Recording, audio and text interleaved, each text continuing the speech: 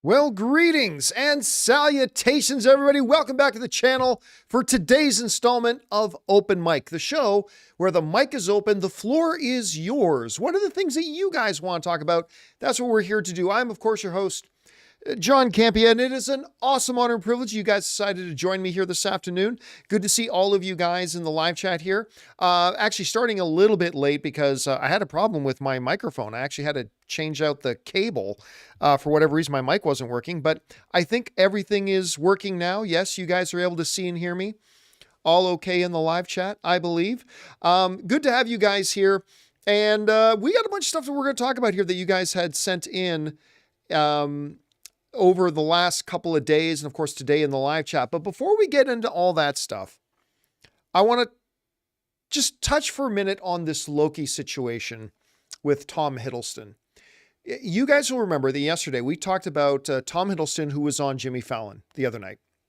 And when Jimmy Fallon asked him, like, are you wrapped up now? Is this the conclusion? And I'm paraphrasing a little bit, but I'm trying to remember exactly how Tom Hiddleston said it. But Hiddleston basically said, it's the conclusion of the season. It's the conclusion of 2 seasons, 6 movies, and 14 years of my life. Basically, he was saying that he was now done playing Loki. He was basically saying he was done playing Loki, that his time as Loki was now wrapped up. It's the conclusion. He's given 14 years of his life, 6 films, 2 seasons of television, and he said, it's the conclusion. I'm done.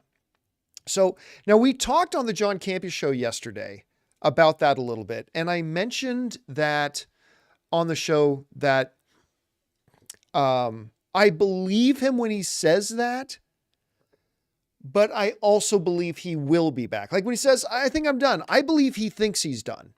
But I actually do believe that at some point, he will be back. I believe he'll be back. And Sir Mailston is actually pointing out, yeah, this is exactly what Tom Hiddleston said. He goes, I was 29 when I was cast as Loki, and I'm now 42. It's been a long journey. So there we are. Now, that got a lot of people speculating because of what he said that, I guess he's done now. Now, he was doing another interview with Comic Book, and they asked him to follow up on that. And he said the following that makes it sound like he might still be open to playing more in the future. He said this. Tom Hiddleston said, it's so hard because I'll be completely honest with you. I have at least twice in my life said goodbye, Hiddleston explained. I've written to Kevin Feige and Louis D'Esposito and Victoria Alonso and been like, thank you so much. It's been the role of a lifetime. And they've written notes back saying, come and see us anytime. You're always a part of the family. We're always here. You've given us so much in tears and have been shared. So I think it would be unwise at this point to be conclusive about any of it. So basically what Tom Hiddleston here is saying is that, like, yes, I think I'm done. But there have been at least 2 other times that I thought I was done and written my goodbye notes to the folks at Marvel, said my goodbyes to Kevin Feige and Louis D'Esposito and Victoria Alonso. Of course, Victoria Alonso's not there anymore, but I've written my goodbyes and we said goodbye and all that kind of stuff. And yet I kept coming back. So he did not take it back. I've seen some people saying that, oh, Tom Hiddleston took back the fact that he said he wasn't done anymore. No, he didn't. He didn't take it back. He just said it would be unwise at this point to be conclusive about any of it. And so what I think he's saying here is that, yeah, as far as I know, I'm done. But I thought I was done a couple of other times and I ended up coming back. So he's saying he's done. He thinks he's done, but he is open to the idea that he'll be coming back. He's at least open to the idea that he could return at some point someday, right? Because he thought he was done before. I really do believe he'll be back. And the reason I believe he's coming back is because just the other week on the John Campea Show, we talked about the fact that one of the executives at Marvel said it's always been our plan to reunite Thor and Loki. Well, if that's always been their plan, and that's still on their, dream board, is that what you call it? A dream board, a vision board, whatever you call it. If that's still up there, then I think they'll be giving him a phone call at some point and ask him to come back, and he'll do it. He's loved playing Loki, and he's been damn near perfect in the role of playing Loki. So yeah, I think he'll be back. But anyway, guys, what do you think about what he said? What do you think about his comments? King Daddy Goat is saying, I think he'll be back in the future, in a future film. He doesn't deserve to be on a TV show.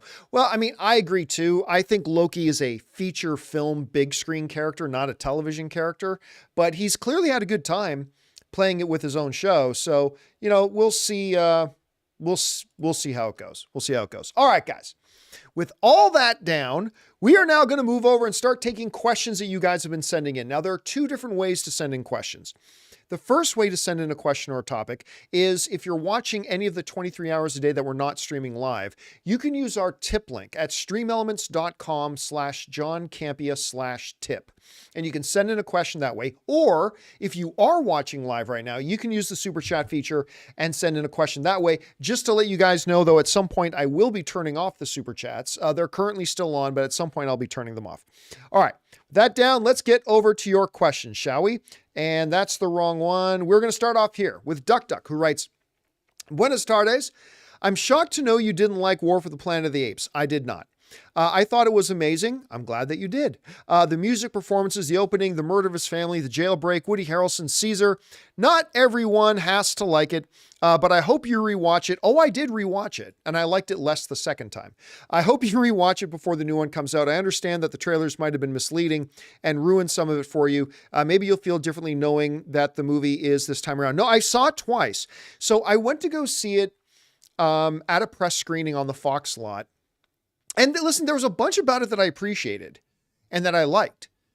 And then I thought about it more and it sat less well with me. And then I went to go watch it again in a regular theater and it didn't work for me. And I understand a lot of people like it, and that's great. I love the other two Apes movies. I just didn't like the third. And rewatching it again is not going to change that. It's probably just going to make me like it less. But anyway, that's just me. All right. Next up, we've got... Where are we at? We're at Garden Variety Vagabond, who writes, one of two. In a BBC interview with David Tennant, they state that he cannot discuss Doctor Who, asserting the ongoing actors' strike prevents him from talking about those. Doctor Who is now a BBC/Disney co-production, and U.S. Actors Union SAG-AFTRA has been on strike since July. I thought that it was being co-produced and not just distributed by Disney. They have been marketing a ton of old interviews and clips versus the actors going to cons, etc. as normal. Is there a question in there? Listen, I'll be honest with you guys. I have no idea about anything when it comes to Doctor Who. Like, no idea about anything about Doctor Who. I used to watch some Doctor Who reruns when I was a little kid, the Daleks and stuff like that. But I honestly don't know anything. I don't care about Doctor Who. I'm not saying there's anything bad about it. I don't watch it to say that it's good or bad. I'm just saying I don't care about Doctor Who. So I haven't followed any of it and I have no idea what's going on. Obviously now you probably sent this in just before the actor strike ended. The actor strike is now over, so that's probably not an issue. But yeah, I really don't know what to tell you about that, unfortunately, Garden. All right. Suthius writes, I don't understand fandom. When a project is liked, barely any praise is given to the creators. But when something isn't liked, most of the negativity isn't directed towards the quality, but rather because of the female or black leads or having an agenda. I mean, yeah, I don't get it either. I mean, I put up a post on the community tab where I basically asked, I said, somebody help me out here, because I see a whole bunch of people calling the Marvels movie woke. Right? But I said, I've seen the movie twice. I don't love the movie by any stretch, but I've seen the movie twice. And not once is anything about equality, girl power, sexual orientation, race, blood, social, action. There's not a single mention of any of that stuff in the movie. Like, not once. There's one joke where Samuel Jackson goes, "Black girl magic." But I mean, again, that has nothing to do with social justice or equality or anything like that. That was one random joke that Nick Fury said. But I mean, I don't get it. There was literally nothing, none of that stuff Because I know there's a bunch of people out there who hate the idea of equality and hate the idea of representation and hate the idea of any sort of, balance in the world or actually presenting our world the way it really is. But that being said, I have no idea, like, what is it they're saying is quote unquote, are they just saying it's woke because there are female actors in it? Is that why it's woke? That movie's got women. Women are only good to show their boobies in my daddy's dirty magazines. So I just don't understand. Like, I watched the movie twice. There was nothing in the movie about that. Anyway, it's really weird. Anyway, next up, we move on to Henry Martens, who writes, I was hoping a Zelda movie would have the photorealistic background animation of How to Train Your Dragon with character designs faithful to the game. I think in live action, the casting, costume sets, and green screen might look silly. Your thoughts? I disagree. Lord of the Rings looked perfectly good. Why can't a Zelda movie? I mean, yeah, again, I'm not saying not every movie can be Lord of the Rings, but I mean, if Lord of the Rings, which is 20 years old, by the way, if Lord of the Rings can look amazing, if King Daddy Goat mentioned in the live chat too, if Avatar can look amazing, then why can't a Zelda movie? I don't see any reason why that can't look good. Now, look, it could look bad, but guess what? If it was animated, it could look bad too, right? So I think, listen, I may be in the minority on this, but that's okay. Being right is sometimes lonely. I may be in the minority of this, but I really think going live action is 1,000% the right direction for them to go. I think is 1,000% the right direction for them to go. And I'm really excited to see what they do with it. All right. Next up, Sam Fisher writes, I would love for the Zelda movie to adapt either a Breath of the Wild or 100-Year Calamity before Breath of the Wild. Breath of the Wild is like Mortal Kombat 1. It's a great starting point that isn't beholden to all the games and timelines that came before it. Also, I guess that's part 1 of 2. Also, doing the 100-Year Calamity from the memories of Breath of the Wild would also be great because it gives you a really great 5-man band structure, Link and other champions, and Zelda isn't directly in danger, so she doesn't fall into being the damsel. I think, honestly, look, there's no one story. There's no right answer to this. If the folks at Nintendo and Sony were to call me and say, what should we do the Zelda movie based on? I would personally go with Breath of the Wild. It's the most popular game. Well, I mean, it's one of the most popular games, period, of the past 6 or 7 years. But on top of that, it's the story. I think the story of Breath of the Wild is structured that it could be adapted into a motion picture pretty easily. And I think it could be adapted for that pretty well. So I personally think they should go with that. But that's not to say that's the only answer. There's decades of history with this game, a lot of lore from the different games and from other sources as well that they could go, or they could make up something completely original. And I'm all for that too. It's one of those situations where, yeah, I would go with Breath of the Wild, but there's many answers. There's no one right answer. I think there's a lot of different paths to success that they could take here. All right. Let's see. Next up, they have Broadway Geeky. Right. I like that username. Writes, hey, one of my goals is to have a film company that specializes in book adaptations. Is there a specific research resource you suggest I should look into about how to go about making a production company and how to understand copyright and licensing law? Thanks. Well, Broadway Geeky, it sounds like you're starting from scratch. What I would highly recommend is take a film course. There are a lot of different film courses about also the business end of film and stuff like that, how to structure a company, how to structure, how to incorporate it under an LLC, how to do all that kind of stuff, how to acquire rights, whether different legal stuff. I mean, yeah, I would honestly, don't look for a shortcut. Like if you're thinking about making a true investment of your life, fuck shortcuts. Everybody wants, where's a quick website I can look at this? Fuck shortcuts. Do it right. Okay. Find somewhere close to you that's offering a real legitimate film program. Look for the track that focuses on business and production, and go and take it. And I'm not saying you're doing this. I've just come across a lot of people. Well, no, I want something that's fast and easy. Just, can't you point me to a web page that tells me everything I need to do? Dude, if you're going to fuck around, don't fuck around. Do it right. Go and do something like that and give yourself a better shot at success. Doing it the right way does not guarantee success, but you'd be better off to position yourself better to have a bigger opportunity for success. And I say, do it the right way. That's the way you should go about it. And that's a big, big undertaking you're taking on. And I think it's awesome that you're doing it, but do it the right way. All right. Next up, Lawrence writes, reference to today's show, hypothetically, how much would it cost to buy DC from Warner? An unattainable amount, because you can only buy something for a price tag that somebody else is willing to sell it for. Warner Brothers is not willing to part with DC. David Zaslav has made it very clear that DC is really part of the future of that entire company. They believe DC has the biggest potential to be the biggest successes that they have at that company. And understanding that as the background and the premise, there is no selling it. There's no purchase price for it. Like, unless you literally were going and offering them an amount of money that they would literally sell the whole company for, in which case you're probably today,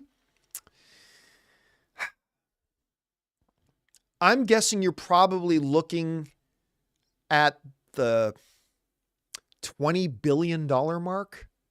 I'm going to guess somewhere in the $20 billion is something that maybe they would look at, but it's not something anybody's going to be. And even I doubt it that. I even doubted it that because it's too big of a priority for them. It's just too massive a priority. And not only is it a big priority for them, they just invested a ton in having James Gunn and Peter Safran come in. They're getting ready to spin up this whole new thing. Yeah, there's just no purchasing it.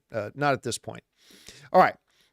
Next up, we go to Full Boil, who writes, hey, John, I have never read any Star Wars novels and I would like to check some out. Are there any titles that you recommend? Thanks. If you're looking at being in current canon, like forget like all the expanded universe stuff that isn't real. It's not canon. It's not legit. If you're talking about stuff that's currently in canon, Lost Stars is fabulous. Write that down. Lost Stars is fabulous. It's a great place to start because it's very familiar. Lost Stars actually takes place over the course of all three of the original films, but it's being told from the perspective of two different characters. And it's wonderfully done. Wonderfully done. There's also one called Tarkin. That is great. And then there's one that I love, but I'm forgetting the name of it. I think it's Lords of the Sith. It's basically one where the Emperor and Vader crash on this planet and they both got to fight to survive. It's actually pretty remarkable. And I think, guys in the live chat, help me out. Is it called Lords of the Sith? I think that's the name of the book. Let me know. Fire it into the live chat there and let me know one way or the other. But yeah, so if you're going to stick with current canon, I would go with those ones. If you're talking about any of them, I love the Thrawn trilogy. Like, I'm not talking about the current canon Thrawn trilogy. I'm talking about Heir to the Empire trilogy. That's really, really good. And I'm being told in the live chat that yes, it is indeed called Lords of the Sith. So that's the name of it. Great book. Go check that out. Otherwise, the Heir to the Empire trilogy. All right. Next up. An anonymous viewer writes, something else to consider with Deadpool 3 is that the 50% that was already filmed was based on a script that couldn't be revised. So is it possible that post-production wasn't done on the entire 50% because they felt the need to revise a few scenes? I doubt it. If they were already well underway into production, that means your script is done. Too many film fans think that like making a film is kind of done the same way you would make lunch plans. Like you can just change your mind at any second. Like you understand, they lock a script, a line producer comes in, goes over the script, figures out exactly what's needed, how much money needs to be spent to make this script happen. They book locations, They book crews, they book it. Everything is planned out to the detail. That doesn't mean there's no flexibility and no room to wiggle a little bit. There is, but they don't just go haphazardly. Like, this stuff is like literally scheduled and budgeted down to the dime, right? Across things. So if they were already, you never go into production thinking, oh, we'll just fool with the script as we go. Sometimes necessity comes up and they have to do that. That's very expensive. But for the most part, they've got a locked script. So I would venture that they probably didn't start shooting until they knew they had a locked script. Doesn't happen every single time, but 99% of the time, that's the way it's done. So yeah, I don't think they're changing the script at this point. I mean, they might change some lines of dialogue to add in a joke here and there, but changing the script? No, they're not doing that at this point. I don't believe. All right. Let's see. Next up, we got Garden Variety, who writes, just saw the Marvels and it was a safe thumbs up for me. But the coolest part was that I coincidentally sat next to co-follower of you all, Smash Machine, for a second time. The show community is not just in the metaverse. You know what's funny? Somebody else wrote in last week to say that they were at a movie theater. Where was, oh, they were at a screening of Next Goal Wins, and they heard the people talking behind them and that said they were there because John Campea mentioned the secret screening to watch Next Goal Wins. And so it's kind of funny when viewers of the show run into each other at movie screenings. That's really cool. Thanks for sharing that with me, Garden. I appreciate that, man. All right. Next up, Edwin writes, hey, John, after the Coyote versus Acme cancellation, I have to ask, who the hell is going to want to work and make a movie for Warner Brothers when at any given moment it could just get axed for ridiculous reasons? All that hard work to come and build the fence. And guess what? After the contractor builds the fence, if you decide, I want to take an axe to that fence and chop it all down, guess what? It's your fence. You can do that if you want, and nobody gets to cry about it because it's your fence, right? It belongs to you. When you buy a car from a dealer and they sell you a red car and you take it home, you might, you know what? I think I want this car to be blue. The car dealership doesn't get to come to you and say, but wait, we sold you a red car. You should keep it red. You're going to say, fuck you. It's my car. I paid for it. It's mine. I'm going to do whatever the hell I want with this car. Right? That is the exact same. People don't like to think of it that way, but that's the exact same thing here. If Warner Brothers pays to make a movie, if Disney pays to make a movie, if Paramount pays to make a movie, if Universal pays to make a movie, if anybody pays to make a movie, it's their fucking movie and they can do with it whatever they want. And who's going to want to work with them? People who want a job, people who want to direct a film. And guess what? Out of the 500 films that Warner Brothers has produced and put their money behind and whatever in the last 10 years or so, or 15 years, how many have gotten axed? 4 out of the last 500? I mean, yeah, I just don't, I don't know why that is such a difficult concept for people to wrap their heads around. Like, if we talk about your property, right? Suddenly now we get it when we talk about something that's mine. When it's something that's yours, like if you hire some dude to come in and paint your living room and you pay for that guy to come in and paint your living room, it's your living room, you own it, you're paying for it, it's yours. The painter doesn't get to come back to you and tell you what you get to do with it. Like say you want to hang a picture now on the wall. The painter doesn't get to come to your house and say, no, you can't hang a painting over what I painted. You can't hang art over the wall that I so masterfully painted. You're going to be like, fuck you. Yes, I can. It's my room. I paid for it. It's my wall. I can do that if I want. And if you decide you want to paint over the work that painter did, are you an asshole for painting over the work that other painter did? No, because it's your wall. You paid the guy for what he did. And I'm sorry, as somebody who my appreciation for movies has guided the entire direction of my life. I am a huge appreciator of movies. But When somebody pays for something, it belongs to them and they can do whatever they want with it. If they want to put it out in theaters, they can put it out in theaters. If they want to dump it off to a streaming service, they can dump it off to a streaming service. Or if they decide for whatever reason, you know what, we don't want to release this, then they don't have to release it. And nobody gets to say shit about it because it's theirs.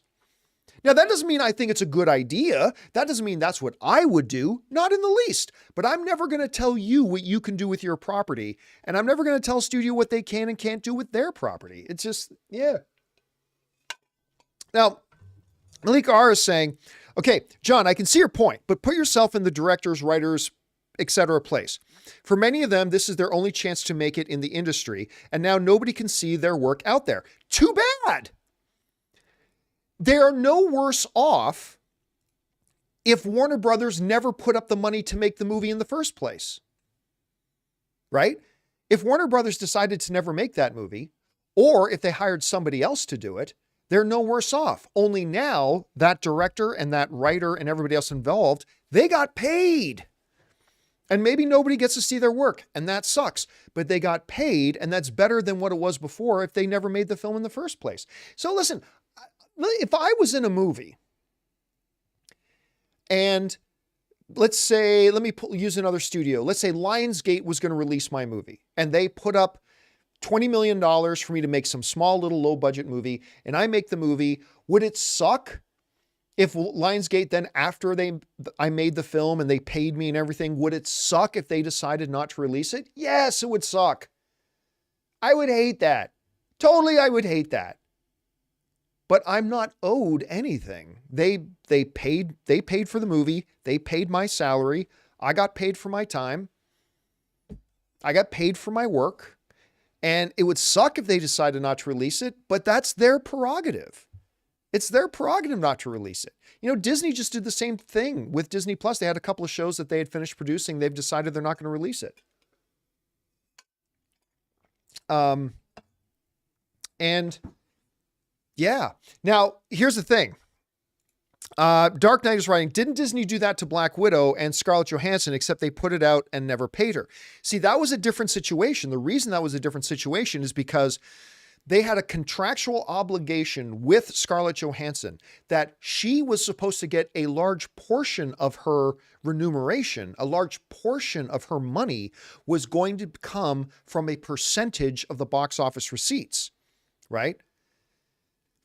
And when that is a part of your deal, you take, like some of these actors have done this, they're doing it less and less now. When some actors take a lower upfront salary to take a percentage of the box office and they agree to do the work for that, well, now you're contractually obligated to release that thing, right? And that was the problem with the Scarlett Johansson situation, was that a good chunk of her money that she was supposed to get for that movie was based on what the percentages of the box office returns were going to be. And so essentially, by then deciding not to give it a full exclusive theatrical release, they were literally stealing money from Scarlett Johansson. Now, most people do not have that kind of an arrangement that Scarlett Johansson had. I guarantee you that's not the arrangement that John Cena had for Acme. But listen, the movie's going to get sold to some streaming service, and it's going to end up being aired and stuff like that anyway. So it's funny. It'll happen again. It's not something I would have done, but it's their movie. They can do it if they want. Anyway. And again, to answer your straight up question, Edwin, who's going to want to work with them? Any director or actor, whatever, who wants to work in this business. That's who's going to work for them. Because even if Warner Brothers decided to cancel a movie they were working on, they still got paid. So yeah, it is. It is what it is, man. Anyway, Eddie Burton writes, when Gunn first took charge of DC and was asked about Keaton's future as Batman, he said, there's possibilities with Keaton's Batman. With the failure of Flash and no mention of Keaton since then, is it safe to say that Keaton's return as Batman was a one-off? Yes, 100%. And by the way, even I think in the early days, once Peter and James took over DC, I think they were just being very diplomatic about a lot of things. And I don't think they ever had intention of having Michael Keaton in, and they probably had, I'm guessing they probably had conversations with Michael Keaton, but I mean, you never know. I'm just taking a wild guess here. I'm just guessing, but yes, I believe that there's no chance we're going to see Michael Keaton's Batman again. I'd be up for it.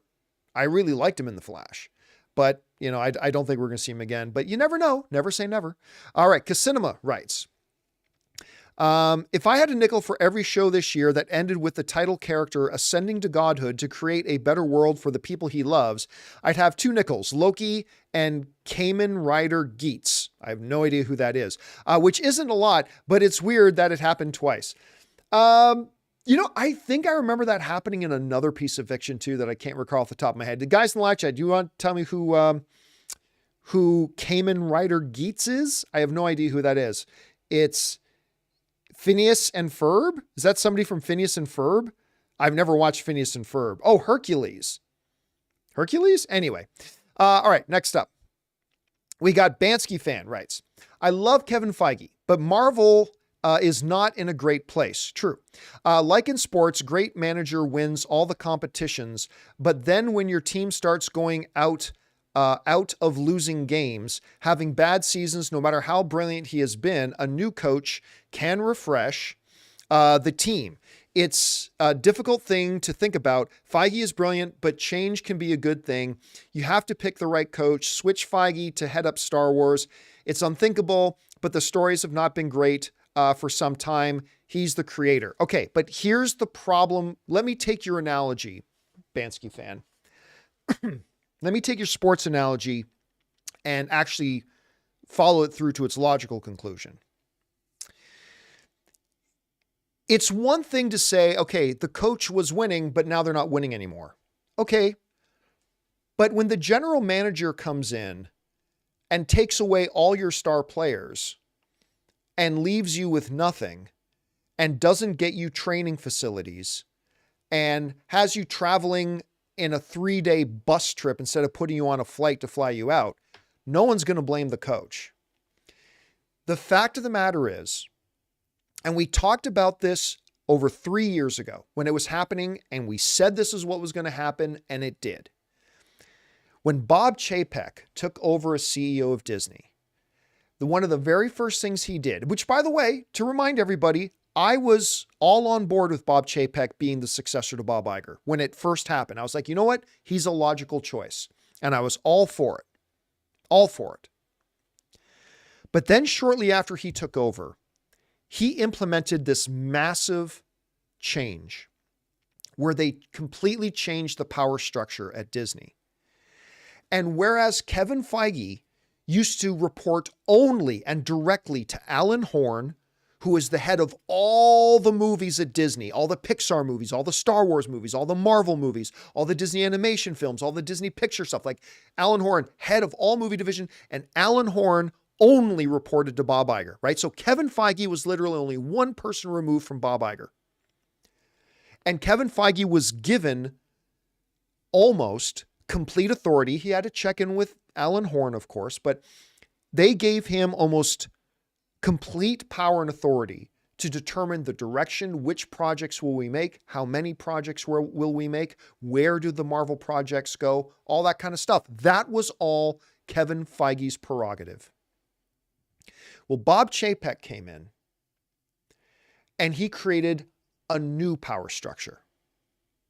And instead of Kevin Feige reporting directly to the head of all the studios, Bob Chapek instituted new middle layers of management, headed up by one of his banker buddies. And that middle layer of management was given the authority to determine how many projects get made and where do those projects go. That authority was taken away from Kevin Feige. Kevin Feige, for a couple of years, was not in charge. Kevin Feige didn't get to decide which projects get made, and he didn't get to decide where do those projects go once I've decided to make them. That was all taken out of his hands. And as a result, you had Bob Chapek and his banker buddy saying, we need to really bump up Disney Plus. Okay, let's mandate all these projects going in, and we need more product in theaters, and we need all this kind of stuff. Now, granted, Marvel was already on the uptick in how much they were going to be producing, but a new glut of things came out. Forbes put out a list of like all the projects that got greenlit and put in production once Chapek took over. Like some of them were already greenlit when Iger was still there, but there's this whole slew of stuff that got popped out once the middle manager, this banker buddy of his, got in there. And we said, when that happened, when that new management system was put in place, when that new flow chart came into being, we said, these are all the problems that this is going to cause. And we're not going to feel the problems for maybe 2 years or so, but these are the problems, and it's all happened. Now, Bob Chapek is gone. The middle management has been wiped away. Kevin Feige has been given his power back, but it's still going to take a few years for us to get back to sanity, we're still going to be living under the after effects of the Bob Chapek era for at least another 1.5 to 2.5 years. And at that case, when the GM comes in and sabotages the coach, you can't blame the coach for the results. And that's the situation here. So no, the fault is not lying with Kevin Feige. Kevin Feige does have to accept some of the responsibility. I'm not saying he doesn't. There is some of it, but you have to take into consideration the overall circumstances that were pretty much aligned against him when he was stripped of his power. And now he's got it back. Anyway. All right. Fair question to ask, Bansky fan. All right. Tack writes, saw the Marvels earlier, and while I'm not changing my top 10 MCU list or anything, it's exactly what the MCU needs right now. A fun movie with a creative premise and some great action and comedy sequences. The cast chemistry was incredible too. 8 out of 10.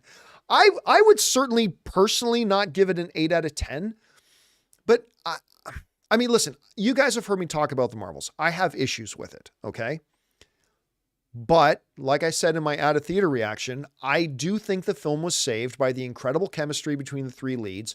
Iman Vellani as Kamala Khan Ms. Marvel is maybe the best thing going in the MCU right now. And it had some good heart, good charm, terrible villain. And that's not the actress's fault, but they just did a terrible, terrible job with the villain. Badly paced, all that kind of stuff. But I think there was enough in there. I don't know that I would say the Marvels is exactly what the MCU needs right now, but in a strictly thumbs up or thumbs down world, I give it a thumbs up. I mean, I think that's why, like last I checked, 84% of the audience, let me see if this is still the case. The Marvels, Rotten Tomatoes, last I checked, it was 84%. It had of a audience rating. Yeah. So it still has a 62% critic rating and 84% audience rating. So, I mean, that doesn't mean the audience loved it. It just means that 84% of the audience came out and said, yeah, I like it. I mean, maybe some of them loved it, but it's just at least 84% saying they liked it. So I'm with you on that. But I don't know that I would say it's exactly what the MCU needs right now, but I'm glad you enjoyed it that much, man. That's the important thing. All right. Let's see. Abraham writes, hey, John, I disagree with you when it comes to Loki having the power to survive on the bridge. My theory was that Loki was pulled from time, allowing him to survive raw timelines from tearing him apart. At least that's what I believe. Thanks, and bring on the filthy. Well, here's the problem, Abraham. When we as fans are left to have to make up things, that's not good. Now, again, listen, let me be clear.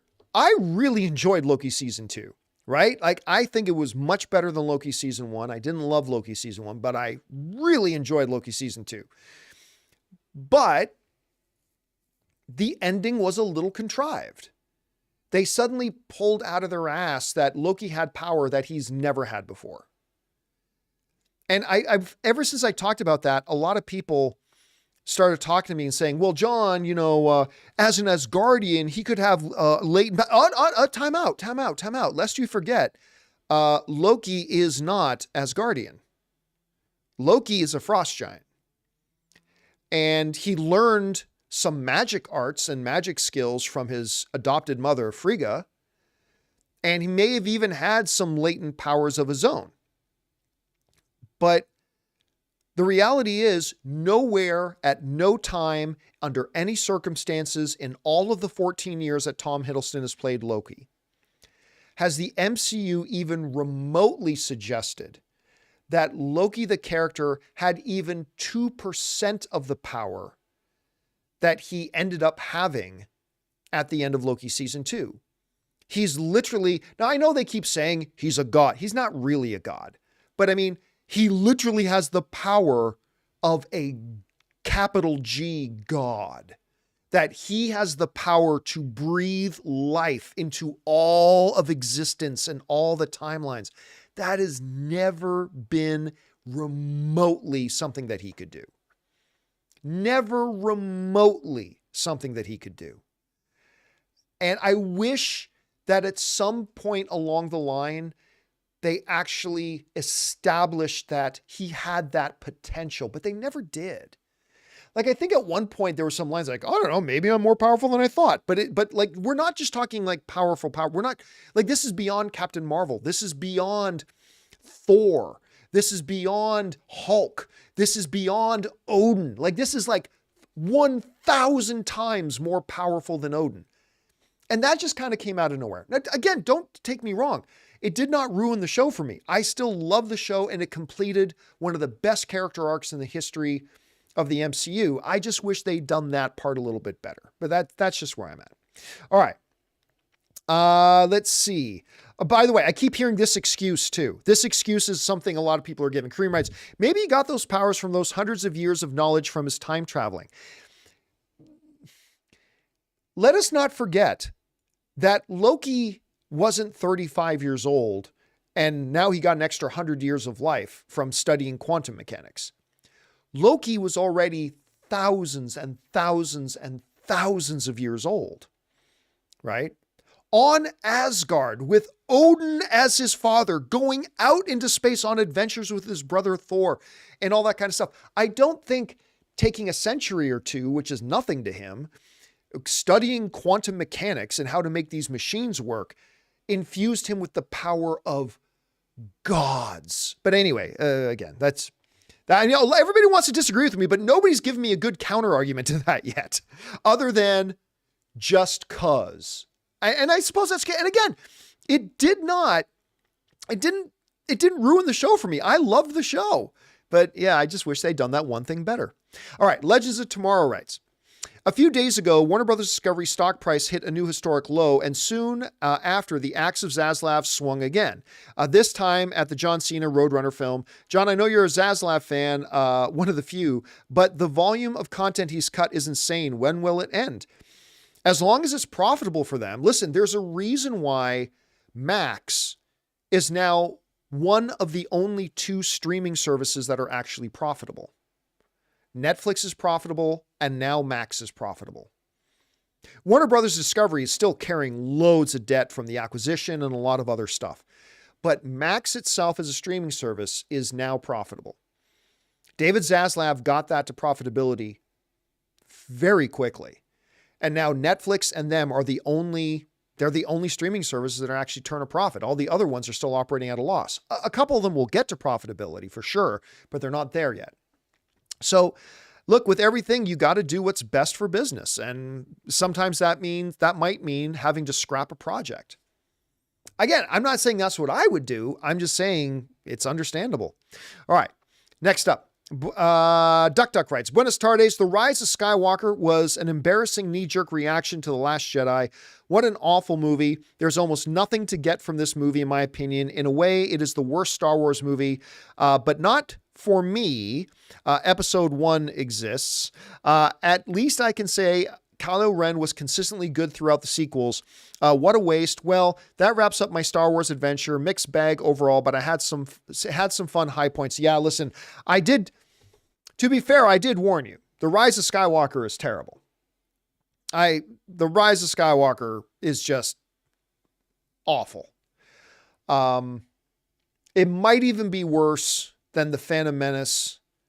And well, it's definitely, it's not as bad as Attack of the Clones. I'll give it that. It's not as bad as Attack of the Clones, but it's bad. And I did give you warning, man. I did warn you in advance about that. All right.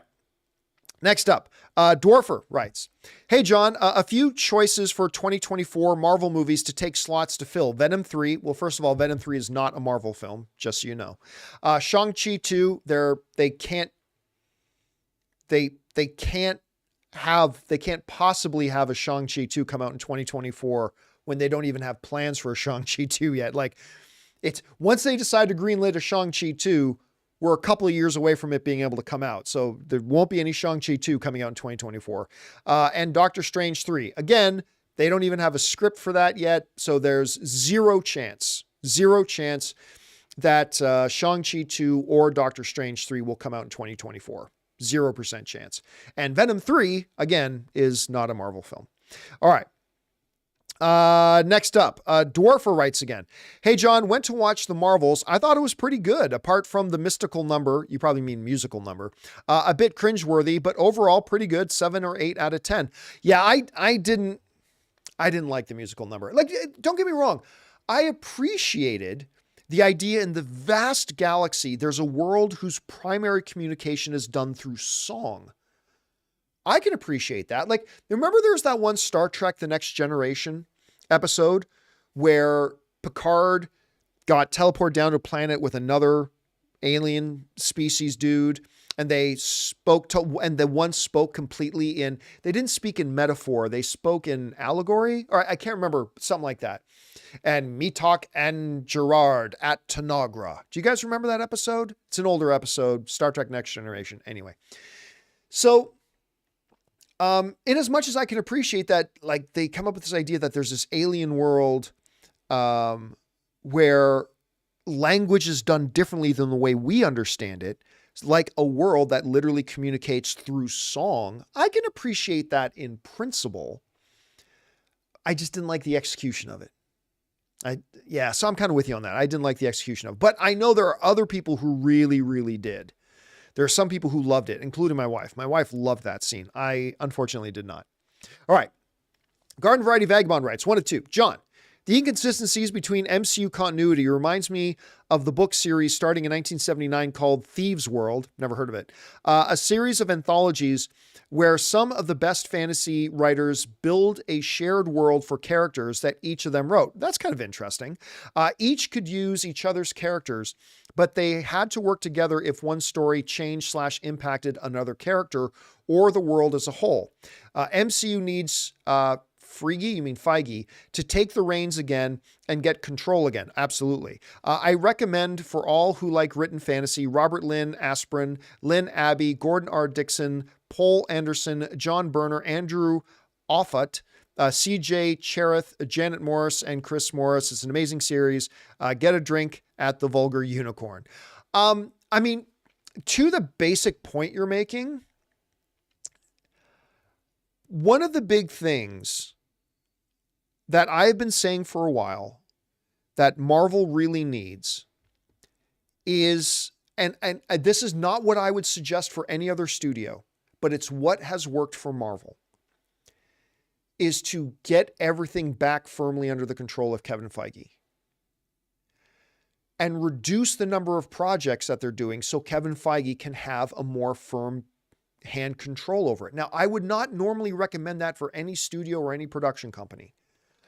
But Kevin Feige being directly hands-on in control, like I said, I've always said this, the MCU is the biggest studio interference studio there is. Whenever people cry about studio interference, I go, do you like Marvel movies? Yeah. Nobody does studio interference more than Marvel. It's true. Kevin Feige has direct hands-on control over everything. But that's why it worked. There has never been, and there never will be, another film franchise with a success track record of Marvel. What do they have? Like 13 films in the $1 billion club?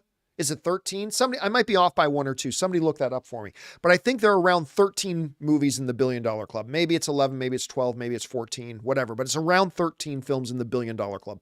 There will never be another film franchise that has that success. Never going to happen again. So they need, and it's not a coincidence that they started losing their quality once more. They started to add more every year. More and more projects every year were coming out, and Kevin Feige has had less and less and less direct hands-on control. He is the ultimate quality control of Marvel. And while, again, I would not say this is what any other studio should do, they should never have one person this much in control of such a big franchise. But in the case of Marvel, yeah, man, that's exactly what they should do. They've got to get this thing back under his control 100%.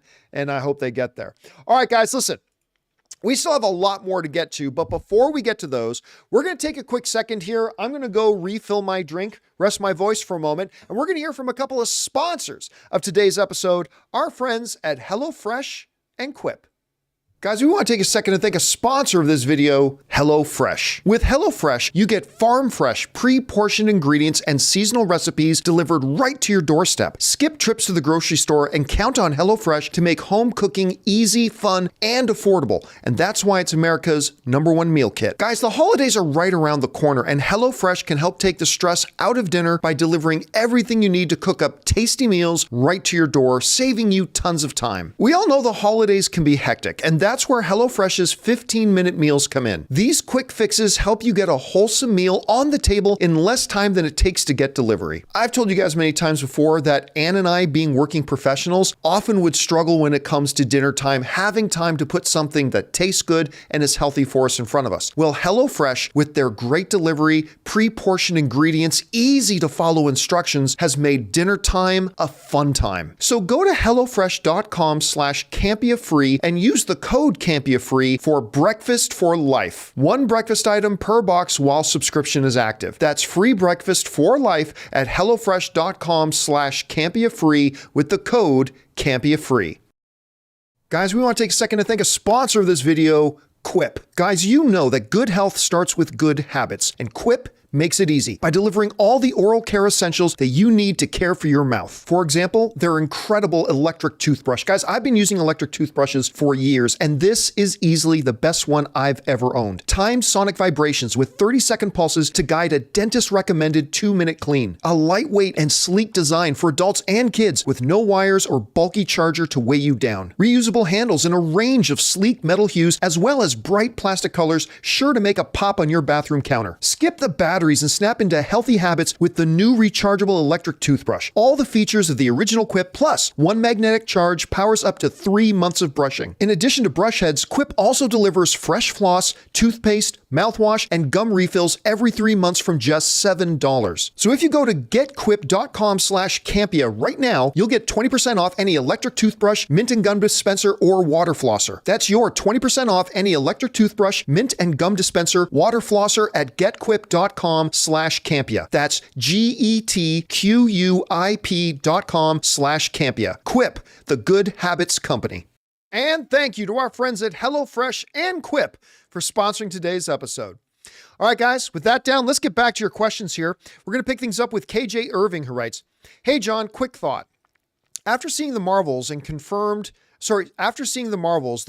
mutants/X-Men are Namor and Ms. Marvel, while in an alternate universe, we have Professor X, Beast, Photon, as well as Deadpool, Wolverine, Colossus, Yukio, Negasonic. Any thoughts on this?" Well, look, here's the thing. With the ridiculousness and stupidity of multiverse, every conceivable mutant is already out there, right? Like they established in Doctor Strange, the Multiverse of Madness, that there are infinite numbers of universes and realities. And in probably many of those are X-Men and X-Men characters. So every single one of them exists out there somewhere, some way, same form, and probably 500 variations of them and copies of them. It's one of the reasons why I hate multiverse stuff. By the way, have you noticed that every fucking buddy does multiverse stuff now? Some of it I like, I admit, like Spider-Man Across the Spider-Verse. It's multiverse thing, but it's the best thing in movies right now. But Spider-Man's doing multiverse. Invincible is now doing multiverse. DC is doing multiverse. Marvel's doing multiverse. Like every fucking buddy. That's all anybody knows how to do now. Ooh, multiverse. Everybody's fucking doing multiverse. It's so irritating and annoying and lazy. Multiverse is lazy. Lazy, lazy, lazy, lazy. Can't come up with a good story. Oh, let's make my multiverse. That way we can kill that one guy and bring 17 of them back. Lazy. I freaking hate it. Again, just like I don't like time travel, that there are still time travel movies that I really like. Star Trek: The Voyage Home, Back to the Future. A couple of things that are super awesome and brilliant, and I love them. I just mean in general, I hate the idea of Freaking multiverse. It just ruins everything. I need them to end this multiverse saga as quickly as possible. Anyway, just the tip writes, hey crew, so John, I know you're a big Leafs fan. Yes, I am. Did you know a Swedish production company has a Boreas Salming biopic / drama miniseries coming out? I did hear about that. Starring Walter Skarsgård. Coming out November 19th. I don't think it has a North American distributor yet. Yeah, I've heard no way that I might be able to watch that. For those of you who don't know, Boreas Salming, legendary, number 21 on the Toronto Maple Leafs. Legendary, maybe the greatest defenseman in the history of the fabled, storied Toronto Maple Leafs. And he unfortunately just passed away recently. And that sucks. I was literally like a little child, grew up watching him play. Thanks for that, just the tip. Next up, Lady Metal Fan writes, with the bad box office and critics of the Marvels, do you think it will be 10, 20, 30 years before we get another female lead superhero movie? Thor, Ant-Man can have bad days, but we know it won't take 10 plus years for a new movie to be made due to some fan hypocrisy. Nah, listen, the ridiculousness of that. I mean, remember the last Captain Marvel movie made over $1 billion. And to any of the brain dead idiots that you hear say, well, the only reason it made $1 billion is because it came out in between the two Avengers movies. So did Ant-Man and the Wasp. And that didn't make anywhere near $1 billion. So like the last one they did made over $1 billion. This one comes out. This Marvel movies comes out. Listen, I already gave a month before this movie came out. I gave you guys a big list of 4 big reasons why the Marvels was going to face big challenges at the box office. Right? I laid out. These are all the reasons this movie's going to have a hard time at the box office. Now, it's even lower than I expected it. But I've been saying for a long time that this movie is going to have challenges at the box office. And I give a list of reasons why. And I don't need to go into them again. But Kevin Feige and Marvel's like, just because, you know, The Flash bombed at the box office, no one's going, well, I guess audiences don't want to see male-led superhero movies. Just because Black Adam bombed at the box office, that doesn't mean they're going, well, I guess nobody wants to see Dwayne "The Rock" Johnson movies. Just because, you know, Blue Beetle bombed at the box office, no one's going, well, I guess nobody wants to see a movie with the word blue in it. This one movie tanking, and it is tanking. Woo! It's tanking. This one movie tanking, there are too many smart people in Marvel who are going to go, yeah, last time we put out Black Widow in a pandemic, day and date on Disney Plus and in theaters, and it still made $80 million opening weekend. And Captain Marvel made over $1 billion at the box office. They know that the reason it bombed had more to do with the big list of reasons that I've been giving for a couple of months now than it did with the fact that women star in it, right? Wonder Woman made over $700 million at the box office. Anyway, we could go on and on and on and on, but they will get back to making female-led superhero movies just because, you know why? Because it's not a female-led superhero movie. It's just a superhero movie. It's just a superhero movie. And Kevin Feige knows that. So anyway, there's that. Okay, next up. Let's see. Garden Variety Vagabond writes, John, not only do I think that the story for the Marvels would have been better if they had started with the backstory. Oh, I 100% agree with that. You know this. But that should have been the marketing. I 100% agree with that too. I think more would have gone for the lead up of that than just comedy bits. Listen, instead of lying to your audience and saying, ooh, this new villain, Dar-Ben, she's connected to Thanos. She's carrying on Thanos's work. She's like a legacy of Thanos. Instead of lying to the audience and doing that, they should have given us a backstory. Have in the trailers, my world is dying. The Kree Empire, homeworld of Hala, ever since the Annihilator destroyed our supreme intelligence.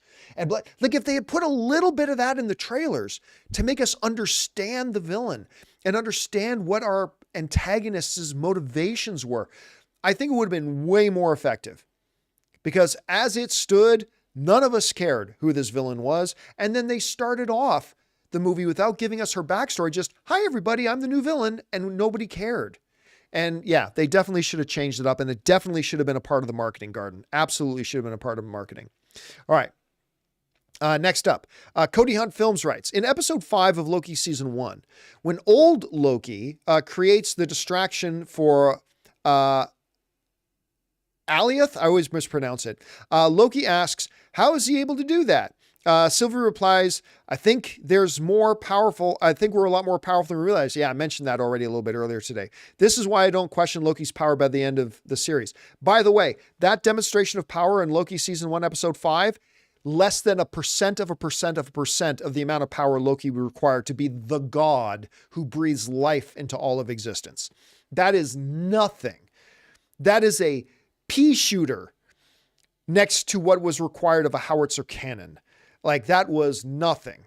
Absolutely nothing. Loki is a frost giant who learned some magic from Frigga and lived on Asgard. And that all of a sudden, out of nowhere, Loki is 1,000 times more powerful than the Allfather Odin. Yeah. I'm sorry, guys, listen to me, my fellow film fans. It's okay to love Loki and acknowledge that it made mistakes. And I think the way they handled that was a mistake. Again, it was the completion of a brilliant character arc. I love the fact that Loki, who had always sought a throne, ends up sitting on a throne of self-sacrifice and gives up his own freedoms in life so he can keep everyone else safe. It's a brilliant character arc. I just think they needed to do more to earn it, other than saying, oh, by the way, out of nowhere, this Loki character who got stabbed to death and choked out, oh yeah, he now has the power to breathe life into all of existence in the entire multiverse. They needed to do a little bit more. And it's okay to love the show and acknowledge that it did have a problem, because that was a problem. I really do believe that was a problem. Anyway, next up, Suthius writes, so Disney's last $1 billion animated series, we're back in 2019 with Frozen 2. That was just a couple of years ago. Toy Story 4 and The Lion King. Since then, the next highest entry was Elementals with $494 million. Upcoming next are Wish and Inside Out 2. Do you think Wish will pass $494 million? Ooh, I don't know. Now, also keep in mind, there was this little thing called a global pandemic that kind of also happened since, Frozen 2. I'm just saying, keep that in mind. No, I don't see. I don't think Wish can make $494 million. It hasn't been marketed. And even the marketing, while I think the marketing looks cute, I don't think it's marketing that's getting a ton of people excited. I think the movie, I'm just making a blind prediction here. I think the movie is going to be awesome. But it just hasn't, I don't think there's enough awareness of the film, to be honest with you. I just don't see it doing that. I hope it now. I might totally change my mind once I see the movie and maybe we'll believe it has much better legs. But for now, I have a hard time seeing it making $500 million. Maybe it will. I hope it does, if it's good. All right, next up. James writes, will we get Fantastic Four casting before American Thanksgiving? I can't even remember when American Thanksgiving is, to be honest with you. Guys in the live chat, when is American Thanksgiving? It's on a Thursday, right? Anyway, will we get Fantastic Four casting before American Thanksgiving? Film comes out in May of 2025, which means it probably starts filming in the next 6 months. Yeah, it's definitely getting filming. And remember, the director of Fantastic Four already kind of said, he kind of let it slip that they've already cast it. I mean, the casting for Fantastic Four has been done for a while. They just haven't announced who it is yet.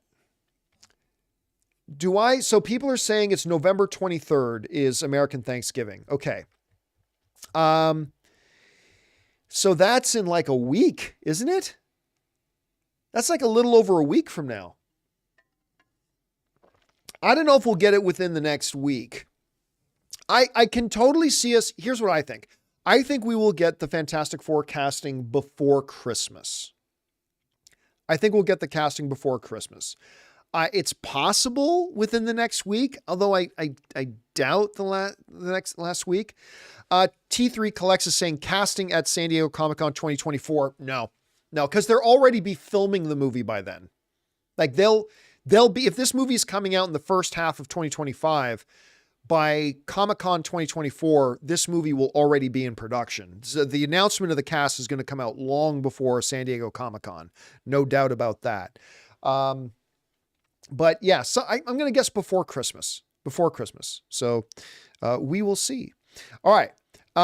Next up, we've got Garden Variety Vagabond writes in again and says, scarily, the box office revenue to production cost ratio for the MCU is starting to head to the Star Trek zone.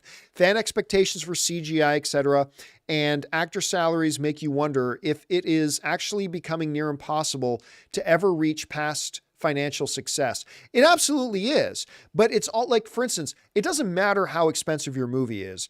If your movie makes $800 million, your movie's going to be profitable. I mean, you would have to make the most expensive film in the history of film for your movie to hit $800 million and not be profitable. You can't. The question is, Marvel is in a streak right now where they're having trouble getting films to that. I mean, Guardians of the Galaxy 3 did it, but they've been putting out lower quality content than what we're used to. And as a result, fewer people are getting as excited for their projects. Now, Deadpool 3 is next up. And I think Deadpool 3 will be $1 billion film. And they may have actually put themselves in a position to really turn things around, maybe. Deadpool 3 is going to be the only feature film that they have come out in 2024. I think that's going to be $1 billion film. I think it's going to be awesome. No reason to believe it's not going to be. So you're going to have an awesome Marvel film with Deadpool 3, and then almost a year until the next Marvel film comes out. So there's going to be a wait period. It's going to feel like when the next Marvel film comes out after Deadpool 3, it's going to feel like an event. And that's something that Marvel films haven't felt like for a long time. They haven't felt like events. So they got to make them really good. All right, next up. Garden Variety Vagabond writes, I'm not a comic book guy, but two new ones are making me pick some up. Paul Dano has The Riddler Year One, coming out on the 21st based on his character prep for the Batman. And I have to get Iman Vellani's Ms. Marvel story, Ms. Marvel, the New Mutant. Yeah, that's the one I really want to read. So Iman, for those of you who don't know, good Canadian girl, Iman Vellani, who plays Kamala Khan, Ms. Marvel in the MCU, and she's fantastic. They actually let her write. One. So I'm super excited. I want to read it. I haven't read it myself yet, but I'm looking forward to getting my hands on that. Okay. And that will do it for all of the tip questions that came in. And we can now move over to the super chats that you got. By the way, for anybody who's been trying to send in super chats, we turned off the super chats a while ago. Congressman is calling for a federal investigation into Warner Brothers Discovery for the Coyote versus Acme fiasco, saying it's predatory and anti-competitive. That guy's an idiot and doesn't even know it. I have no idea who you're talking about, but clearly they're a moron. All right, Fangblaze 71 says, I really loved how Loki 2 felt like it had a real ending. Besides Endgame and Guardians 3, it feels like every MCU project has more setup for other projects at the end rather than an ending. I don't know that I agree with that. I've particularly in the last couple of years, I've got some complaints about some Marvel films, but I always feel like, listen, you can have a segue to something coming in the future and still have a definitive ending. It reminds me a lot of every season finale of Supernatural. Remember the show Supernatural? Every season would end with the story of that season being wrapped up. But then it would go on for about another 5 or 10 minutes that would completely set up the next season, right? They would set up the next season. And I think the vast majority of MCU films definitely had definitive endings while also having open doors for future stuff. See, I only get frustrated when a movie ends and it felt like the story didn't conclude. Like we didn't get any sort of even if it's in chapters, like I want to feel like this chapter had a conclusion. But yeah, it didn't. By the way, somebody's saying, Jay David is saying something very dumb. You're not dumb, Jay. I'm just saying, like I say dumb things sometimes. I think you just said something. Nobody cares about Dune. Really? Because the last Dune movie, during a pandemic and released day and date on HBO Max when anybody could have stayed home and watched it for free, that movie made over $400 million at the box office when people could have just stayed home and watched it for free, and won more Oscars that year than any other film. Next up. That was Fangblaze. Next up, we got YT Pump Life writes, 1 of 3. For me, Monica was the highlight of the Marvels. When she lit up at the end, I was in awe. It reminded me of when Captain Marvel first went in her binary form. That line and emotion in her voice when she tells Carol, I knew it would have to stay. I would have to stay. As she closes the wormhole, I screamed bullshit in my theater. But overall, 5 out of 10. A lot of it was meh. I liked all 3 of the leads in the movie. I really did. I thought all 3 of the leads, particularly their chemistry together, I thought was really, really great. All the problems I had with the movie were outside of the core characters, like weak villains, some really cringy scenes, badly paced, like all that stuff that I've gone over a million times. But the things that really worked for the main character, now for me, Iman Vellani stole the movie. That was Ms. Marvel's movie. She's kind of the heart of the MCU right now, as far as I'm concerned. But yeah, Monica was really good in it, to be honest with you. All right. Next up, Fangblaze71 writes, did you see the rumor that Cap 4 got pushed so far because of bad in-house test screenings? Yeah, I don't believe that for a second.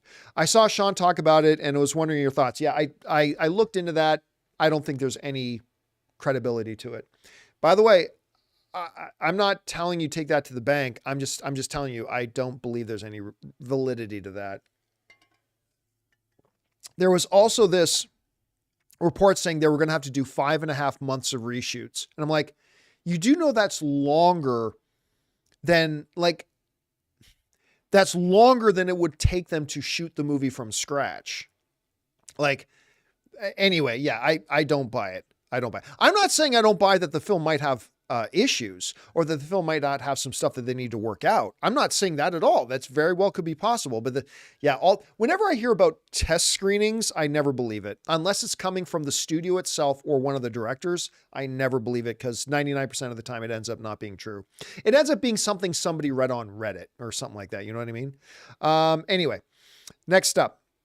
We got Fangblaze also writes, I think one of the reasons Loki and WandaVision stand out and are the best 2 shows is most is they have a fantastic cast, if side characters. You probably mean of side characters. All the other shows, side characters are quite forgettable in my opinion. I would say WandaVision and Ms. Marvel are still the cream of the class. Like they're still the 2 gold standards. WandaVision, the top thing. And Ms. Marvel, I think the next, I'd say Loki season 2 is in 3rd ahead of everything. And then everything else is a big quality gap. But I would agree with you. And I would include Ms. Marvel in that. One of the reasons I think Ms. Marvel is so brilliant is the side characters are so great. Like Kamala's family and her friends are so good and so charming. WandaVision, same thing. Side characters were all great. Loki, not as much because there weren't as many of them, but Ouroboros in season 2. Obviously, Mobius. Owen Wilson is great in that role. And you're right. I think side characters has a big, I don't know if it's the reason, but I think it's probably one of the big reasons for sure. All right. Next up, John Redcorn writes, Madam Web trailer is coming tomorrow. Excited. By the way, I think that's a rumor. It might be true. But I haven't seen the studio officially announce that. I've heard reports saying it's coming out, but I haven't heard the studio say it is. Whether it does or doesn't, yes, I am very interested to see a trailer for this movie because I was like everybody else where I was like, why are you making a Madam Web movie? But then once I started to hear what it might be about, I started to get quite interested. So I'd be very curious to see what a trailer looks and feels like. So I hope it's good. All right. Ismail Montoya. Renea Gordon is saying they released a new logo. Is that true? Guys in the live chat, did they actually release a new logo for Madam Web? Does anybody, Michael Gonzalez is saying, yes, they did. Well, if they dropped a logo today, that not always, but is often a precursor to a trailer dropping. So, man, maybe we do get a Madam Web trailer tomorrow. I'm kind of hyped for that. I'd love to see it. All right. Anyway, Ismail Montoya writes, hey, John, did Tom Hiddleston come out publicly and say it'd be unwise to not consider a return to the MCU, or was that the same interview article? No, he didn't say it would be unwise not to return. What he specifically said was it would be unwise to count it out. Right? I read the quote. I don't have the quote open right now in front of me, unfortunately, but I read the quote a little bit earlier. He didn't say it would be unwise not to continue. He said it would be unwise to just definitively think it's over and it'll never happen. Because he pointed out, I've done it before, but some people took that and paraphrased it to saying, hey, Tom Hiddleston said it'd be unwise to think he's not coming back. That's not what he said. He said it would be unwise to rule it out. And again, I've said since yesterday when he said that he was kind of wrapped up being Loki, I believe we're going to see him again as Loki. I really do. I don't know how long it'll be till we see him as Loki again, but I think we will. All right. Aiden Foley writes, just finished Barry for the first time. I love that show. Outside of the series finale, which I found disappointing. A lot of people did, unfortunately. It's fantastic. NoHo Hank is absolutely brilliant. NoHo Hank, for those of you who might have watched Gotham, the TV series Gotham, he was Zaz. Wasn't he Zaz?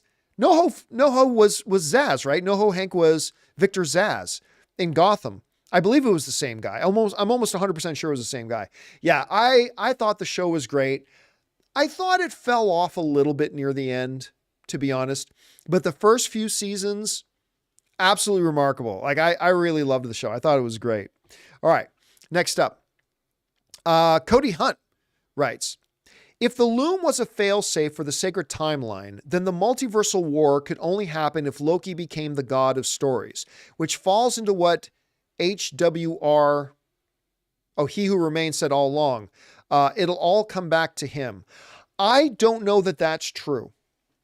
Now, on the John Campea Show this morning, one of the things that I mentioned was that on top of the fact that it looks like there are now some credible looking reports coming out that Marvel is moving away from the Kang storyline, was that Loki season 2 ends with the TVA now repurposed to just tracking down the Kang variants. And even Mobius saying, okay, we got this one, right? And he had a file that was on one of the Kang variants, right? And it looks like they wrapped it up. Now, after I did that show, one of you guys wrote into me and sent me a link to a New Rockstars video. New Rockstars and I have the same ad representation. We're under the same umbrella.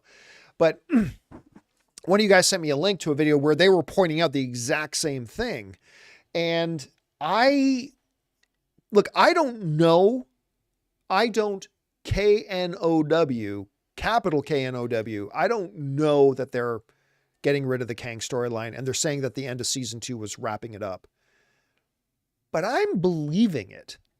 I think they might be done with Kang.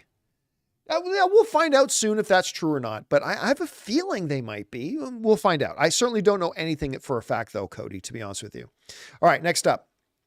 John Redcorn writes, in 2024, we have one MCU film, Deadpool 3, one DC film, kind of, Joker 2, and 3 Sony Spider-Man spinoffs, Madam Web, Kraven, and Venom. That feels weird. It does kind of feel weird. But listen, I'd be lying to you if I didn't tell you I'm looking forward to all 3 of those Sony movies. Look, I know the Venom films are not everybody's cup of tea. Fair enough. But I unapologetically and enthusiastically love the first Venom. I love that movie. I remember Ray and I went to go see it the first time and we had a ball. I liked Venom 2, not as much, but I still had a good time with Venom 2. Morbius, train wreck.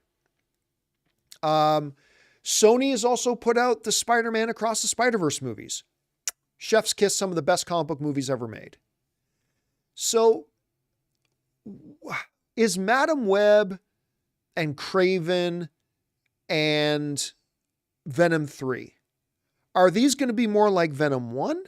Or are they going to be more like Morbius? Are they going to be more to the quality of a Spider-Man Across the Spider-Verse? Or are they going to be more to the quality of Morbius? Don't know. I don't know. But I am excited to find out. I am excited to find out. All right. Let's keep going here. Next up was Murray Reich, who writes, I saw The Holdovers. Brilliant, by the way. I thought it was phenomenal. I loved it. Movies are experiential events, and this movie made me feel. Anyway, I saw The Holdovers. It was great. Had a lot of dark humor, but balanced with a mix of drama and also felt emotional. Paul Giamatti's performance as a dick, but broken teacher was fantastic. I think he's going to get some Oscar buzz. I'll be honest with you. I really do. Check it out. It's fantastic. Totally flew under my radar because this was the week that The Marvels was coming out. I think it flew under the radar for a lot of people. It's going to totally trash at the box office, but I think it's a wonderful film. Not quite as good as Sideways, but just an excellent, excellent film. All right. Fangblaze writes, I'm 40 episodes into One Piece and really loving it so far. I've never liked any anime before, but damn, this one is good. Ever see it, John? Nope. I have no interest in it. Not going to watch it. Again, I'm not saying it's not great. I've never seen it, so I can't say it's good or bad. I'm not saying anything like that. So don't anybody start going and saying, Campea is trash talking One Piece. No, I'm not. Never seen it. I'm just saying I have no interest, so I'm probably not going to watch it. But I've had a lot of people write and say that they love it, and I'm glad you picked it up, and I'm glad you're enjoying it, Fangblaze. All right, next up.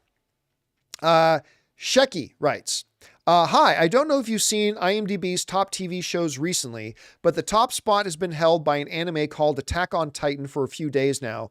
When will you give anime a go? Better late than never. Oh, I watched a bunch of the first season of Attack on Titan. I didn't like it. I read the Attack on Titan graphic novel stuff because Anne bought a whole bunch of them years ago and I got into it. So I thought I really liked it and I thought I'd try the animation. And I know a lot of people love the animated one and that's great. But it became very apparent to me quickly. It was not working for me in animated form. It just wasn't for me, unfortunately. Okay. Next up, John Redcorn writes, you think Aaron Rodgers returns this year? Yes, I do. He's already throwing. He's on the sidelines throwing the ball. He's not walking with a limp anymore. Yeah, I think he'll appear in 1 or 2 games this year. Maybe yes, maybe no, but I think he will. Robert Presser writes, saw The Holdovers twice, definitely a 9 out of 10. Again, I don't give scores to movies, but I thought it was wonderful. And again, I think Paul Giamatti's going to get some Oscar buzz. I think it's going to get some, I don't think it'll get a Best Picture nomination, but it might get some discussion. You might see a Best Director nomination. I don't know. I thought it was really good. All right. Eddie Burton writes, a while back when Gunn took over DC, he said there were possibilities. Didn't we answer this already? There were possibilities for Keaton's Batman in future projects. All things considered now, I'm positive we've already answered this question. Did you send it in twice? Anyway, I'm positive we already answered that question. Help me out, guy. I'm not going crazy, right? In the live chat? I'm not going crazy, right? We already answered this question earlier in the video. Yes? Yes? Somebody let me know. You did. Okay. Michael Gonzalez is saying you did. King Daddy saying he doesn't remember that one, but Michael Gonzalez is saying you did. Okay. And Lane Ford is also saying, yes, he did. Okay. So we'll keep going. Next up, we've got Christ Courage writes, Deadpool 3, Wolvies in my pool. I still like the Deadpool threesome. Just instead of Deadpool 3, just Deadpool threesome. The only problem with that title, of course, is who's the third, right? You got Deadpool, you got Wolverine, but who's the third? Don't know. All right. Tim writes, I just watched The Killer. Got to see it. The new Michael Fassbender film, and though it's not top tier Fincher, I really enjoyed it. Have you seen it yet? No, but I got to get on that. I really want to watch it. I'm dying to see a good Michael Fassbender film. I am dying to see a good Michael Fassbender film because it's been a while. I was kind of hoping Next Goal Wins would be the next really good Michael Fassbender film, but it wasn't. So I'm really hoping this one can be it. All right. Guys, we've got some more questions to get to, but before we do, we're going to take one more break here. I'm going to top up my drink again, and we're going to hear from another sponsor of today's episode, my mobile service provider, and they should be yours, Mint Mobile.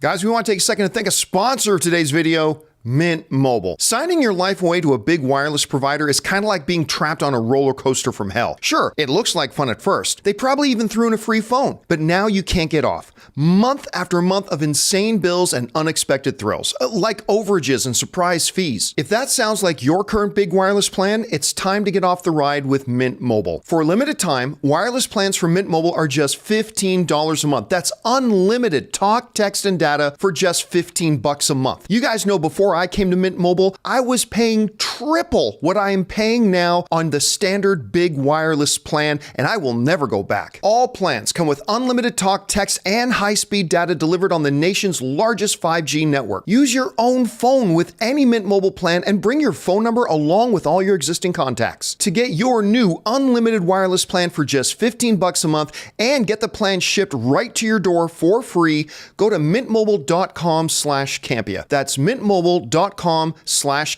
Cut your wireless bill to just $15 a month at mintmobile.com/Campea. And thank you to my mobile service provider, Mint Mobile, for sponsoring this episode. All right, guys, let's get through the last couple of questions here that we have coming in. We're going to start off here with Murray Reich, who writes in, I also saw The Killer. Great. Slow burn, but picks up throughout. It definitely was interesting to see from an assassin's perspective. Not the best Fincher. That's kind of the theme. Liked it, but not the best Fincher. Okay. Not the best Fincher, but I'm glad I saw it in theaters versus on Netflix. Yeah, I got to get around to watching this again. I am curious, for any of you who have seen it, maybe you can write into the live chat if you've seen it. I'd like to know, how was Fassbender in it? I'd be really curious to know how Fassbender was in it. So please, if you've seen it, fire down in there. I'd like to see. Who is Stavros is saying, the only problem I had with Killer is that two of the people deserved a second chance. Well, again, don't go into spoiler issues. Johnny Vuson, he's saying Michael Fassbender's great in it. Okay, good to see. But he's saying that the movie was meh. Oh, okay. TCG is saying Fassbender was great. I want to see him back as Magneto more than ever. I don't know that he's going to be Magneto anymore. I'm pretty certain he's not, but I'd totally be down for him to come back as Magneto. I really, really would. All right. Next up, we got King Daddy Goat, who writes, can you believe the Broncos beat the Bills? Listen, here's the thing. The Broncos are 3-1 in their last 4 games. They've beaten the Kansas City Chiefs and now the Buffalo Bills. Listen, there's a reason Denver paid so much money to get Sean Payton there as the coach. And you don't have to be a rocket scientist to understand that when the new coach comes in, it's going to take a little while for them to implement their systems, get the team on the same page. Look, I ain't saying that the Broncos are going to the playoffs. But again, the Broncos are now 3-1 in their last 4 games. And I think, with their defense has been great. And there are now teams that were looking at the Broncos as, there's an easy win, that are now looking at them and sweating a little bit. So, hey, listen, Buffalo shot themselves in the foot. They lost that game. It's their own fault. They made so many bloody mistakes. It's crazy. But I'm just saying, don't sleep on the Broncos. They're not as bad as they were.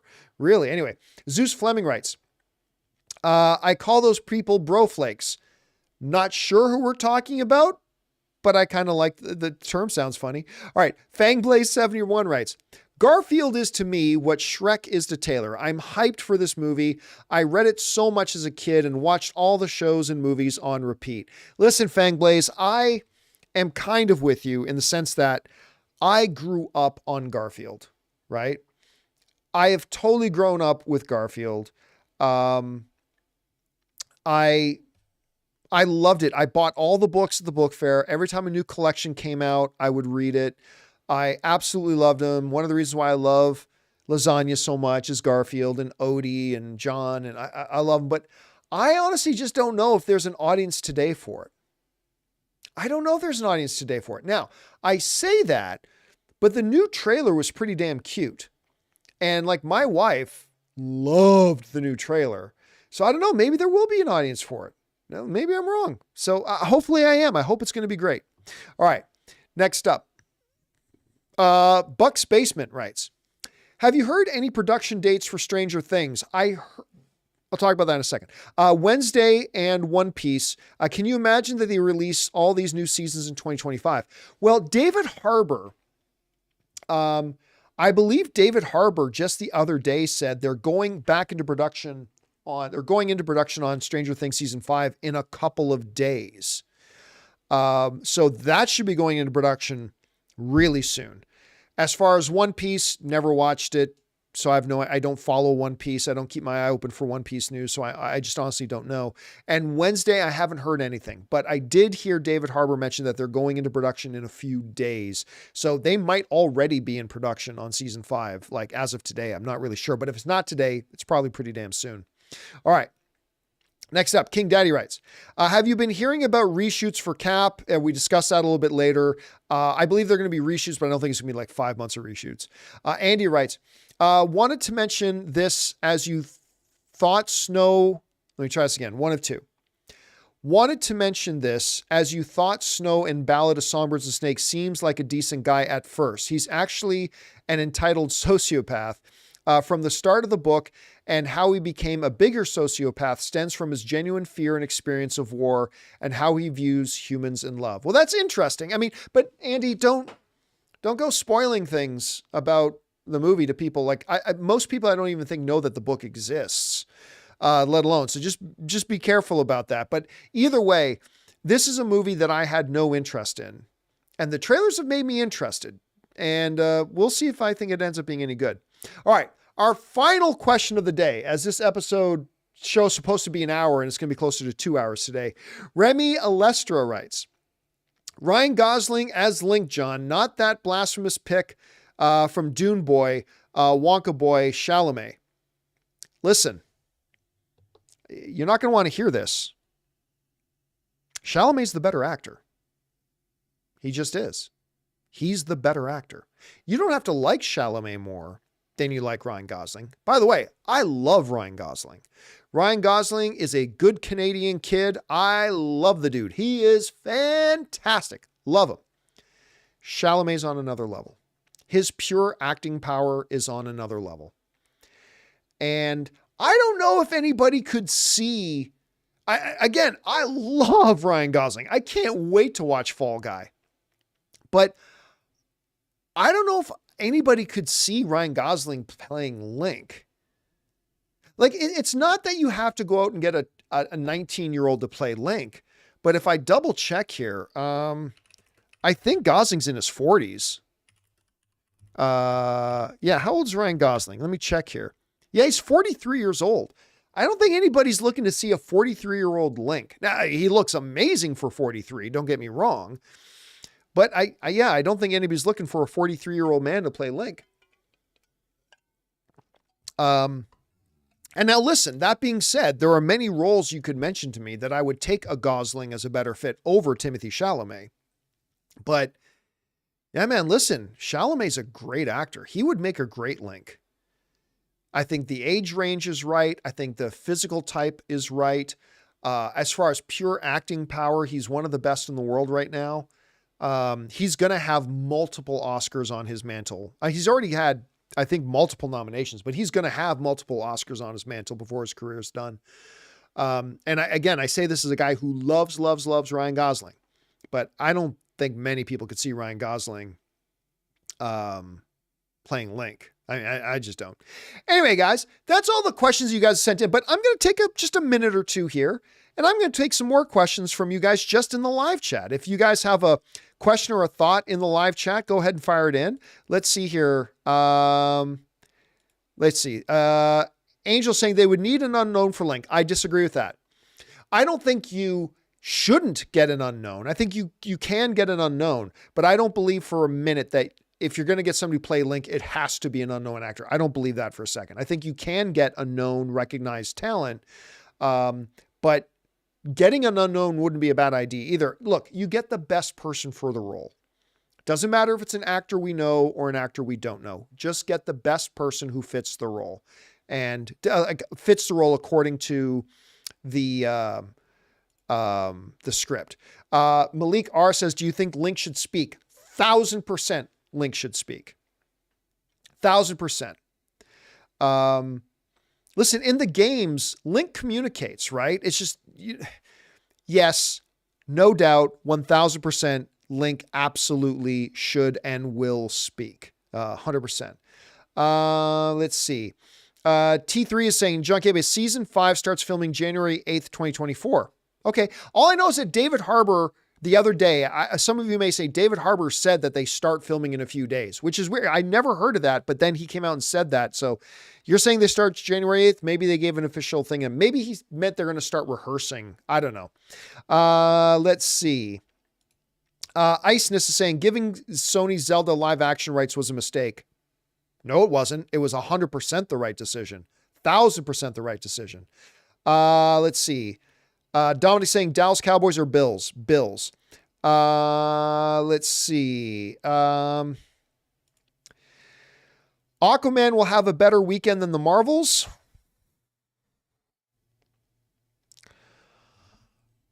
Man, I don't know.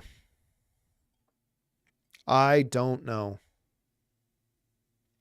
The state of the DCEU, everybody's given up on it. Now, the last one made over $1 billion, but so did the last Captain Marvel. All right, I'm going to say... I'm going to say no. Now, I may change...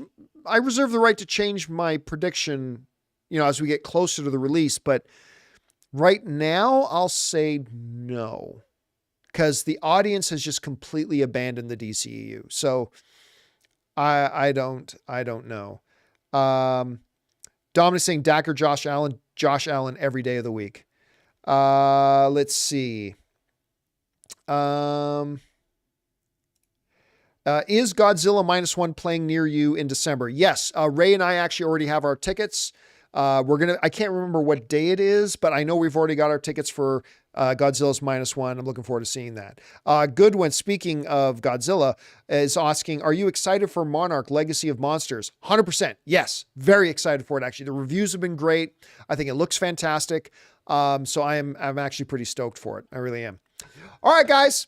And that'll do it for today's installment of Open Mic. Thank you so much for being here and making this little show a part of your day. Big special thank you to all you guys who sent in those questions. Number one, because it gave us great fun things to talk about. But number two, by sending in those questions, you supported this channel and all of us involved with the channel. Thank you guys so very much for your support. Don't forget to come on back and join us for the John Campea Show tomorrow. Me, Robert Meyer Burnett, Jonathan, Ray, we're going to be talking about Supergirl. They just hired a writer for Supergirl. And anyway, a bunch of other things as well. Hopefully you guys will come back and join us for that. So that'll do it for us for now, guys. Thanks a lot for being here. My name's John Campea. And until next time, my friends, bye-bye.